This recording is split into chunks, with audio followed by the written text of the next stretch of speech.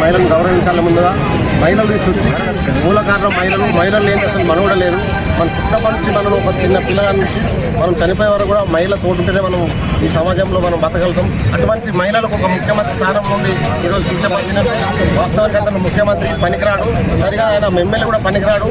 అందుకొరగా మరి BRS party ఈరోజు రాష్ట్ర వ్యాప్తంగా తెలంగాణ రాష్ట్ర వ్యాప్తంగా అన్ని తాలూకాల లోపల మన రేవంత్ రెడ్డి దిష్టి బొమ్మను కాల్చివేయడానికి మాకు పిలుపునిచ్చిన సందర్భంగా ఈరోజు కానర్లో మరి సిర్పూర్ తాలూకాలోని కానర్ పట్టణంలో ఎన్టీఆర్ చౌరస్తా లోపల రేవంత్ రెడ్డి గారి దిష్టి బొమ్మ కూడా కాల్చినాం. అదేవిధంగా రస్తారోకో చేస్తున్నాం.